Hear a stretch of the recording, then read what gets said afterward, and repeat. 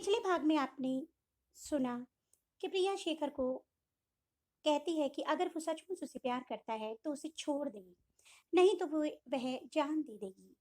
वो चुपचाप चला जाता है। उसे कविता से पता चलता है कि वो अमेरिका चला गया है। अब आगे उसने शेखर को फोन मिलाया पर उसने नहीं उठाया। वो गहरी सोच में डूब गई। उसका एक्सीडेंट हुआ था, इसकी वजह मैं ही हूँ। ना मैं उस दिन उससे झगड़ा करती, ना वो परेशान होता। मैंने भी कह दिया कि मैं खुद को कुछ कर लूंगी। मैं क्या इतनी कमजोर हूँ? उसे तो मैं और तरीके से भी रोक सकती थी। मैं भी पागल हूँ, किसी और का गुस्सा उस पर उतार दिया। पर वो भी तो कम इरिटेटिंग नहीं है, इसीलिए इतना कुछ बोल गई। अब वो बहुत उदास थी। जिंदगी भी अजीब है। किसी इंसान की किस्मत में अकेलेपन के सिवा कुछ नहीं होता। खैर, जो भी हो, चल प्रिया, ऑफिस तो जाना ही पड़ेगा। तैयार होने वाली बॉटल ग्रीन कलर की भागलपुरी साड़ी विद मरून शेड्स पहनकर अपने लंबे बालों का ढीला जूड़ा बनाया, काली बिंदी लगाकर शीशे में देखा तो फिर शेखर याद आ गया। उसकी बातें याद करके उसके होंठों पर मुस्कुराहट आकर फिर गायब हो गई। गाड़ी निकाली और चल दी। उसने म्यूजिक ऑन कर दिया। ऑफिस पहुंचकर पेंडिंग काम निपटाकर बैठ गई। लंच टाइम में ऑफिस में सब आपस में बात करने लगे, तो वो भी वहां जाकर बैठ गई। एक ने कहा, मैम, आप कब शादी कर रही हैं? हम तो इंतजार कर रहे हैं पार्टी का। क्यों? शादी ही सब कुछ होती है, वो फीकी हंसी हंसती। तब तक कंचन बोली, मैन, यू आर राइट, शादी सब कुछ नहीं होती, पर बहुत कुछ होती है। सब जोर से हंस पड़े। अरे मैम, अपना गुस्सा निकालने के लिए पर्सनल पंचिंग बैग मिल जाता है, कंचन ने हंसते हुए कहा। मैम, मैंने तो डिसाइड किया है कि आपकी शादी में मैं लहंगा पहनूंगी। फिर तो तुम्हारा प्लान धरा का धरा रह जाएगा। वो वहां से उठकर खड़ी हो गई। शाम को घर पहुंचकर उसने चाय बनाई। मालती खाना बना रही थी। एक कप मालती को देकर चुपचाप चाय पीने लगी। मालती खाना खा बनाकर गई तो वह अलसाई हुई बाहर बैठ गई। उसने दी को फोन मिलाया। हेलो दी, कैसे हो आप? मैं ठीक हूँ। तू कैसी है? आप तो भूल ही गए कि आपकी एक छोटी बहन भी है।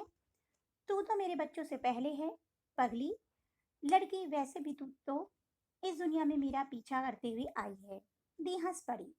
हम दोनों इनसे पहले साथ थे और हमेशा साथ रहेंगे। दी कहते हुए इमोशनल हो गई। प्रिया, मेरे मायके में तेरे अलावा ही है ही क्या? मेरा सबसे प्रेशियस जेमस्टोन। लव यू मेरी जान। एक बहुत बड़ी जादू की झप्पी भेज रही हूँ तेरे लिए। तू आई क्यों नहीं बहुत दिनों से? मैं तो आ जाती हूँ दी। आप मेरे पास कहाँ आते हो? बच्चों को लेकर कुछ दिनों के लिए अपने मायके आ जाओ ना। बच्चे यहाँ से स्कूल चले जाएंगे। मैं बहुत अकेली हूँ। वो फोन पर सुबक पड़ी। अच्छा, तू चुप हो जा, मैं माँ जी से पूछकर तुझे बताती हूँ। दी, बच्चों को लेकर आना। ओके। उसने फोन रख दिया। सच में दी अगले दिन शाम को दोनों बच्चों को लेकर पहुंच गई। उसके सोने घर में तो मानो बहार आ गई थी। दोनों बच्चे मासी से चिपक गए। वो बच्चों के लिए खाने पीने की बहुत सारी चीजें खरीद कर ले आई थी। मम्मा, मैं तो मासी के घर ही रहूंगा। 7 साल का गुन्नू मासी के गले में झूल गया। मम्मा, मासी आपसे अच्छी है। तब तक चीनू भी उसके करीब आ गई। मासी, मैं भी। उसने दोनों को गले लगाकर उनका माथा चूम लिया। ठीक है दी, ये दोनों मासी के पास रहेंगे। दी मुस्कुराते हुए प्यार से तीनों को देखने लगी। डिनर करने के बाद बच्चे टीवी देखने लगे तो दोनों बहनें बाहर आकर बैठ गई। तुमने आगे क्या सोचा है? किस बारे में? अरे, मैं शादी की बात कर रही हूँ। कुछ नहीं, क्या सोचना? वो हंस दी। किसी न किसी का साथ जरूरी है। जिंदगी बहुत लंबी है, कब तक अकेली रहोगी? मैंने एक दो लड़के देखे हैं, अच्छे खानदान के हैं। मिल लो, तुम्हें कोई पसंद आए तो फिर देखते हैं। वो चुपचाप सुनती रही, कुछ नहीं बोली। इतने में दी के आगे पड़ा हुआ उसका फोन बज उठा। उस पर शेखर का नाम देख दी ने उसकी तरफ देखा। ये शेखर कौन है जो इतनी रात में तुम्हें फोन कर रहा है? तुम मुझसे कुछ छिपा रही हो क्या? देखो, अगर कोई बात है तो मुझे बताओ। तब तक फोन में 2 मिस्ड कॉल आ चुकी थी। प्रिया ने दी की तरफ देखा। कोई नहीं, ऑफिस में कोई है। ऑफिस वाला कोई इतनी रात को क्यों फोन करेगा? तीसरी बार कॉल आई तो दी ने फोन उठा लिया। दीना फोन पर हेलो नहीं कहा, फोन स्पीकर पर डाल दिया। हेलो, कल तुम्हारा फोन आया था, मैं ले नहीं पाया, बिजी था। दी ने उसे इशारा किया, बात करो। प्रिया घबरा गई। उसने फोन उठा लिया। वो उठकर खड़ी हो गई। फोन स्पीकर पर ही था। हेलो, मैं प्रिया की बड़ी दी बोल रही हूँ। हेलो दीदी, आप मुझे नहीं जानते हैं, मैं शेखर हूँ। प्रिया कहाँ है? रुको, अभी बात कराती हूँ। दी ने प्रिया को आंखें दिखाई। हेलो, मुझे पता चला कि आपका एक्सीडेंट हुआ था। हाँ, हुआ था, पर अब मैं ठीक हूँ। तुम कैसी हो? मैं ठीक हूँ, ख्याल रखिएगा। उसने झटपट फोन ऑफ कर दिया। बड़ा ख्याल रखने की बात हो रही थी। वैसे ये शेखर है कौन? दी शेखर कविता का देवर है। कौन कविता? वो तुम्हारी फ्रेंड? हाँ, मुझे बताओ कौन है ये? फैमिली वगैरह कहाँ रहता है? दी वो शेखर बाधवा है। जहाँ कविता रहती है वहीं उसके बगल में घर है। वो और कुछ ज्यादा नहीं बताना चाहती थी, पर दी तो हाथ धोकर उसके पीछे पड़ गई। दी उसका पूरा नाम राजशेखर बाधवा है, वाधवा ग्रुप्स का सीईओ। वो तो वाधवा ग्रुप्स वाले सीपी वाधवा का बेटा है। अब प्रिया चुप नहीं रह सकी। उसने दी को सब कुछ बता दिया। दी सोच में डूब गई। प्रिया, वो बहुत बड़े लोग हैं, जानती हो ना। इसलिए दी, मैंने उसे मना कर दिया। अगर मना किया था तो फिर फोन क्यों किया? तुम कोई बच्ची तो नहीं हो, या फिर कुछ और है जो तुम मुझसे छिपा रही हो? नहीं दी, कुछ और नहीं है। ला, फिर मुझे फोन दे। ऐसा डांटूंगी कि फोन करना भूल जाएगा। वो क्या सोच रहा है कि तुम अकेली हो? नहीं दी, रहने दीजिए, मैं अब उससे बात नहीं करूंगी।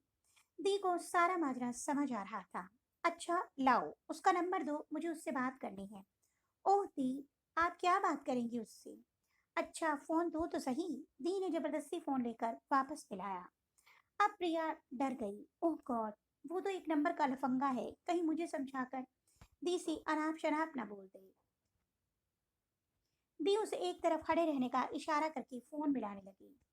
प्रिया दी के गुस्से से वाकिफ थी, इसलिए वहीं पर खड़ी हो गई। फोन पर बात करते हुए दी टहल रही थी। प्रिया बेचैन होकर चुपचाप खड़ी थी। यहीं कोई 5 मिनट बाद दी आ गई। डर के मारे प्रिया का गला सूख रहा था। दी दी ने उसकी तरफ देखा। मैंने उसे अपने घर बुलाया है, नेक्स्ट मंथ जब वापस आएगा तब। पर दी, आपने क्यों? देखूं तो सही कि कैसा इंसान है। पर दी मुझे, तुम तो चुप ही रहो। अपनी जिंदगी का सत्यानाश करके रख दिया है। दुनियादारी की जरा भी समझ नहीं है।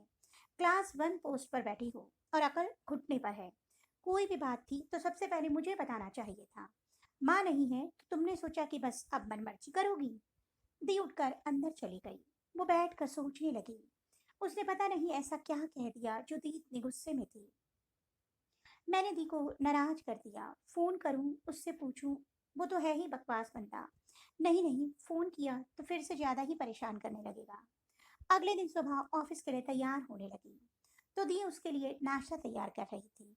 मालती दूसरे काम निपटा रही थी। दी के गले रखकर दी को सॉरी बोला। उसका पप्पी फेस देखती हंसी पड़ी। चल नाश्ता कर ले। दी, बच्चों को स्कूल से आप ले आओगी? दी के हाँ कहने पर वो रास्ते में बच्चों को स्कूल छोड़कर ऑफिस चली गई। जब घर आई तो दी नॉर्मल थी। तब उसकी जान में जान आई। दी 4 दिन उसके पास रहकर वापस चली गई। प्रिया ने शेखर को फोन नहीं किया, न उसका फोन आया। जब बात खत्म हो गई तो दी क्या बात करेंगी। एक दिन दी का फोन आया। प्रिया, सैटरडे शाम को यहाँ आ जाओ। संडे को मेरे पास रुकोगी। संडे को मैंने शेखर को बुलाया है। पर दी, मैं आकर क्या करूंगी? जैसा मैंने कहा वैसा ही करना। बेचारी प्रिया डरते हुए सैटरडे शाम को पहुंच गई। डिनर के बाद दी ने उससे कहा, कल दिन में शेखर आ रहा है। पर दी, पर वर कुछ नहीं। तुम पहले ही अपने लिए बहुत कुछ कर चुकी हो। अब भगवान के लिए चुप रहना। संडे को दी ने उसे सुबह ऑर्डर दे दिया, अच्छे से तैयार हो जाओ।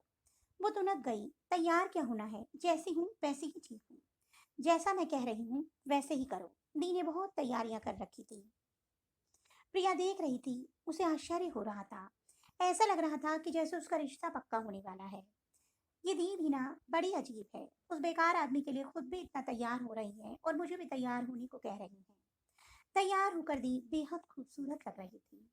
कांजीवरम की ग्रीन और रेड गोल्ड जरी बॉर्डर की साड़ी उन पर बहुत खिल रही थी। दी, आप बहुत सुंदर लग रही हैं। दी, आप ये ग्रीन साड़ी मुझे पहनने देती? ये क्या, मुझे पीली साड़ी पहना दी। हाय, प्रिया कितनी खूबसूरत लग रही है। दी ने उसकी बलैया ले ली। इतने में बाहर दो गाड़ियां आकर रुकी। जो लोग अंदर आए उसमें शेखर, उसके मम्मी पापा, दादी, कविता और उसकी फैमिली थे। दी और जीजा जी ने आगे बढ़कर उनका वेलकम किया। प्रिया के पैरों तले जमीन खिसक गई। इतने सारे लोग! दी ने आंख से इशारा किया। सब बड़ों के पैर छू।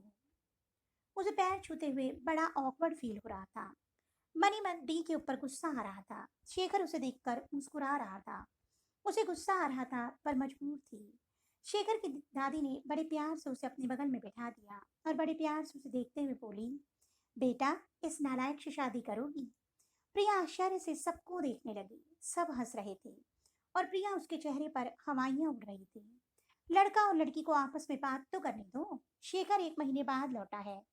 बेटा शेखर, 1 महीने बाद आज ही मिल रहे हो प्रिया से? जी दादी।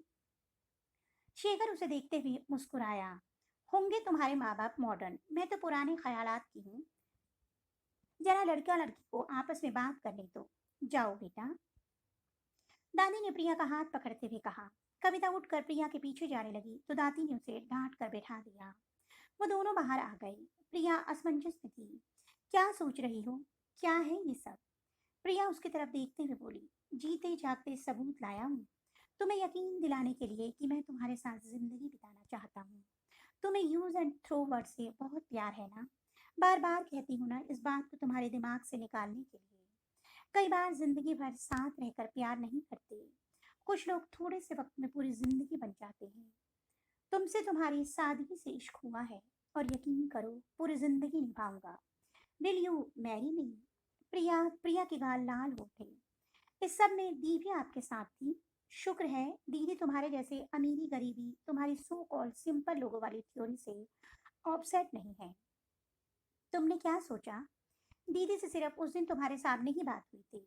बंदा भाभी के साथ दीदी घर आके जा चुका है। वो मुस्कुराया। अगर ये सब करना ही था तो अब आप अमेरिका क्यों गए? मैडम, अमेरिका ही नहीं ब्रिटेन भी गया था। क्यों? योर हाइनेस से कैसे बात करनी है ये सीखने को। वो हंसते हुए बोला। अब भी तुम्हें मेरी नीयत पर शक है? चलो अंदर चलते हैं। ज्यादा देर अगर तुम मेरे साथ रही तो कहीं मना ही ना कर दो। तो मैंने हाँ ही कब किया है? दीदी को बुला लेता हूँ, उनके सामने ना कर दो। वो अंदर जाते हुए बोला। अंदर बेहद खुशी का माहौल था। प्रिया को देखते ही शेखर की माँ बोली, पहली बार इसने कोई काम ठीक से किया है। बेटा, तुम्हें ये कैसे पसंद आया? ये तो हमें ही इतने सालों से कभी पसंद नहीं आया। उसके पापा हंसते हुए बोले, चलो अभी तो बातचीत फाइनल कर रहे हैं। रोका कब करना है? पंडित जी से डेट निकलवा देंगी। अगर शादी जल्दी हो तो आप लोगों को कोई परेशानी तो नहीं है? नहीं जी, हमें कैसी परेशानी होगी? जीजा जी की माँ ने हाथ छोड़कर कहा। शेखर ने प्रिया की तरफ देखा तो उसने नजरें झुका ली। जब वो लोग गए तो प्रिया दी से पूछने लगी, मुझसे बिना पूछे आपने मेरा रिश्ता इस इंसान के साथ कैसे तय कर दिया? क्या कमी है उसमें बताओ? जरा वो बहुत बदतमीज है। मेरे साथ उसने बहुत अच्छे से बात की। दी ने मुस्कुराते हुए कहा, जानती हो जब मैंने उससे बात की थी तो उसने क्या कहा था? दीदी, मेरा कसूर मेरी अमीरी है और मैं सब कुछ छोड़ भी दूं तो मेरे मम्मी पापा का ख्याल कौन रखेगा? और मैं इतना खुदगर्ज नहीं हूँ। अब बताओ वो लड़का कैसे बुरा हो सकता है? प्रिया, एक बार फिर सच्चा प्यार लौटकर तुम्हारी चौखट पर आया है। उसे मत जाने दो। बाकी तुम्हारी मर्जी। प्रिया दी के गले लग गई। दी, इस बार आपने चुना है तो बस अब मैंने खुद को आपके हवाले कर दिया है। तो ठीक है, फिर मैं रिश्ता पक्का समझूं? दी ने उसके माथे को चूम लिया। तो दोस्तों, जल्दी ही इसके नए भाग के साथ मिलूंगी। तब तक के लिए बाय बाय।